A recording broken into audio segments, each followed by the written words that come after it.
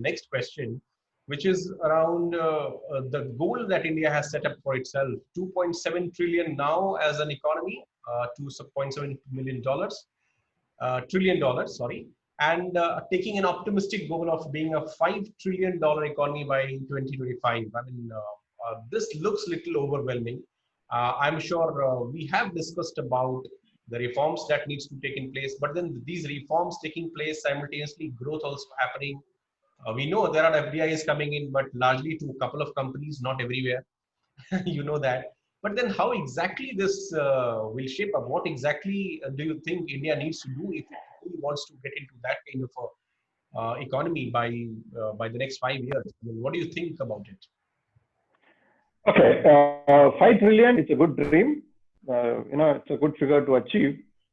But in today's scenario, I think we need to be very realistic that probably, it would be a bit over ambitious.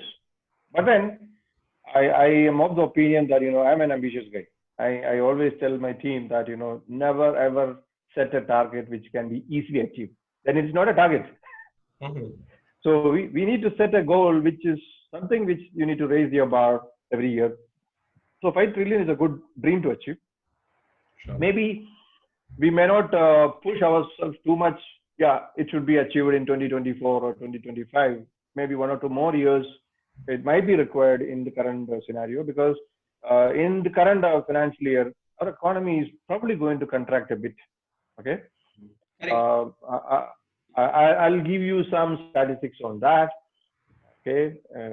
Probably let me take you to some examples which could give you some idea about where are we with regard to, let me pull out, because these are some of the slides which we have used internally to get an idea about where the world is today. And it is very important for us to understand that part. Are you sharing a slide? I'm not able to see this.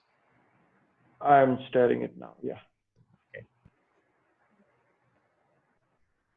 You're able to see my screen now? I can see the screen. World Economic Outlook Growth Projections. Yep. Yeah. So this, you can here see different versions of this. But overall, if you look at it, it doesn't look nice. 2020 is all talking about negatives. Negative. Yeah, every country is going to get into negatives, and the degree probably would get worsen up slightly, or even depending upon which side of the game this country is in already. Further, if you go, there are some more projections you can see where, except China and one or 2 countries, all of them will be negative. Okay, so this is another projection from World Bank and other agencies. So it is a fact which we need to accept it, that we are going to contract. And in Q1, we have seen Indian economy contracting substantially. No point in blaming government for that. I've seen, some people, blaming government for that. What government can do? Nothing. Okay, government can only, support the people in a short-term basis to they are not hungry. That's all government can do. Put money into their bank accounts for a short time. That's all they can do. But as I told you, probably governments, this is a time where governments come up with strategies that can reboot the country. So that is where actually I was talking about, we need to look at, the so-called winning industries. Okay. So let me take you, because these are all slides I have done within LDRA, because my colleagues have helped me, because I do have a research team inside. Let's look at some of the winning industries. Sure. So if you really want to reboot our economy, these are the areas I strongly recommend our entrepreneurs and corporates to invest on. Sure. For example, you know what some of the automotive manufacturers like Mahindra have done. So for the benefit of the audience here, I'll just name each of these, even though it is visible here. So vaccine development, testing, PPEs, masks, stock market trading, communication and networking, cloud computing, online coaching. That's interesting. App development, we all know, and telemedicine. I think some of the very, very strong, I think this was the pick of the event right now, that these are the winning industries when people and youth like us and people who are watching should definitely concentrate here and think of working out an innovation or probably an entrepreneurship in a domain like this. So thank you, Shinto, for sharing this slide. This was really Okay, I have some more actually in this, and I do have a basic economic principle background for this argument. okay. I don't know how many of you have heard of jumping out of the curve. This came for Nobel Prize in economics. Okay, I am not an economist, but economics and human resource, these are the two passionate subjects for me. Because my argument is, I don't know whether I'm right or wrong, but then this is my end of my fourth decade. Yeah. I've realized that if you can unleash the potential of human beings, Yeah. including myself and the people whom I'm surrounded with, Yeah. in a given context, economic context, success is guaranteed.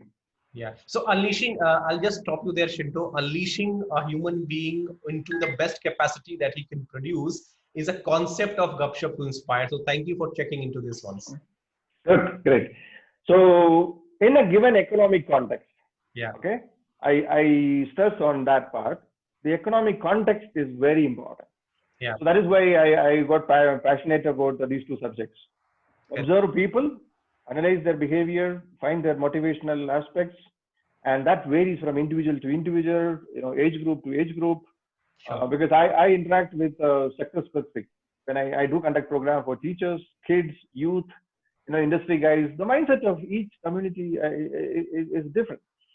Now, economic context, why I'm saying is, every entrepreneur who is listening to us, I always say, please pick up some basic economic principles. So, and in that, this principle of jumping out of the curve, it came for a Nobel Prize. So I'll explain that for the better understanding everybody, because it was selected for Nobel Prize. That's the reason I'm telling you. Sure. So what it does is, in our product life cycle philosophy, to explain it in layman's language, you introduce a product, slowly it gets into the growth trajectory, and after it matures, the trajectory, and then it stabilizes, and then it goes down. So if you don't do anything, for the product to keep going in the market, the product will die. So that is why they do repackaging, re-enhancement, changing color, paint, changing the brand ambassador, all lot of things like Colgate story. Colgate I used to use in my childhood. Even today we use it. Correct. Except Marico, our biscuit story, and this one, most of the other products disappeared because they didn't understand how to, build on the top of that, keep the brand live forever. Economy is also like this only. In economy, when you, to understand this further, if you put a stone in a pool, you will see the ripples going, right? Or surrounding ripples, circular ripples you can see. Economy is also like this only. If you put some money, if you put an idea, if you, do some reforms, it starts spreading. And if you pump in some money, the money starts circulating in the market, it reaches more and more people, you see action happening. But if you don't do it on a sustainable basis, what will happen? In a water, you put one stone, that ripple stopped after some time, right? So in economy also, it is like this only. Once in a while, on a sustainable basis, somebody has to be putting the stone. So otherwise, what happens is, economy also will go in a circular, in a curve way, and you will see the flattening of the curve, and then it goes down. So if you are an entrepreneur, explanation, I really love that. Okay, if you're an entrepreneur, what you should watch is which phase this economy is. Is it going in upward? That goes to sector specific also. This same principle can be taken to say any of the sectors. My sector which I am in right now, is it on an upward path? Has it flattened? Is it on a downward path? So what you should be looking at is when it is on the upward path, when it is about to start, if you are there at the right time, you will be moving along with the curve. Suppose you start at a time when it is in the sinking, or if it is on the downward time, you will also get sunk. There's a possibility. Majority of the time, there's a possibility. Absolutely. So as an entrepreneur, what you should look at is keep little bit on your economic fundamentals, keep scanning what is happening in your, your product might be excellent, but then unfortunately, I'll give you an example. You develop a product for the travel industry or an airline industry. Mhm. Today, you might have a great passion for that industry as an entrepreneur. Yeah. Because I do spend some time nowadays with startup entrepreneurs because they know my background very well. Yeah. Okay, one is own startup, other one is an MNC startup where I was the first employee in 2010. Yeah. And luckily, the second one I could do well, where this Indian entity is celebrating 10th anniversary in July 28. Mhm. And my team is now bigger than the UK team. Yeah. Lot of innovations we drive from this office. Congratulations. So from that, what I was telling that, if they are understanding what is really happening, they probably would be able to take a proper decision Mhm. without getting emotional. I use the word emotional is very, these are the mistakes which I did as an entrepreneur. I started and within 6 months, the US recession, the first recession came. Yeah. I'm talking about the dot-com crash. 2000 May, I started my business. Within 6 months, the US economy went into recession. True. And September 11, 2001 was icing on the cake. We put the last nail on. Yeah. People just lost everything. Yeah. So what ideally I should have done at that time was, if I found it is not going to sustain, I should shut my business, or I should start something else where there is action happening. Correct. So as an entrepreneur, I mean, maybe we can discuss this at some other session for entrepreneurs in future, maybe that, today, if you're running a business, let's not be sentimental. Look at where the action is happening, turn your direction towards that. Yeah. So like the Mahindras have done, in the same automotive manufacturing assembly facility, they are assembling ventilators. Yeah. Exactly. So, That's a good. In fact, all of us should know and remember this. So let me take you to some more winning industries. Mm-hmm. This, after seeing all these things, how can you tell me there's no growth happening? Correct. Online gaming, digital products, data science, cyber security, machine learning, and intelligence, artificial intelligence. For techies, cloud and cyber is something which is even cyber security and cloud for techies. Yeah.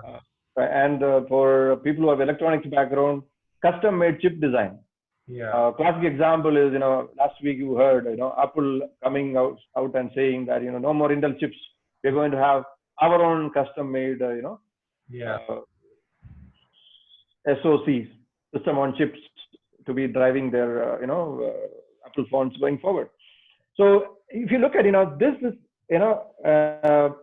you will find technology getting into more and more invasion into our privacy. That is an interesting observation in the whole thing. Manufacturing, you can see automation happening. IoT. Connected systems, robotics, your home theater, live streaming, OTT business.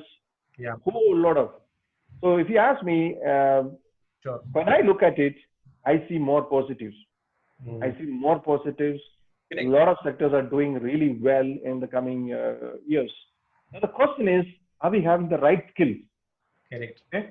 Right skills. For example, today evening, now we are running that panel discussion by Rice Telemini. The topic is reskilling in the COVID era, post-COVID era. Okay. So each one of us probably need to relook into, are we having the right skills? Yeah. Instead of getting depressed, Yeah. look at this as an opportunity to reboot yourself. Sure. I'll share you my experience. Sure. I used to travel like every week on an average, one city. Yeah. And either within India or outside India, hectic travel, and I used to read like anything olden days. But then of late, I believe the reading came down because of my travel and schedules. COVID is something, for me, it's a blessing in disguise. Yeah. I restarted my reading habits. I restarted my exercise routine. I became a very disciplined guy, both morning and evening. So it all depends upon how we see this. Not that, I'm enjoying COVID, but instead of COVID managing us, can we manage COVID?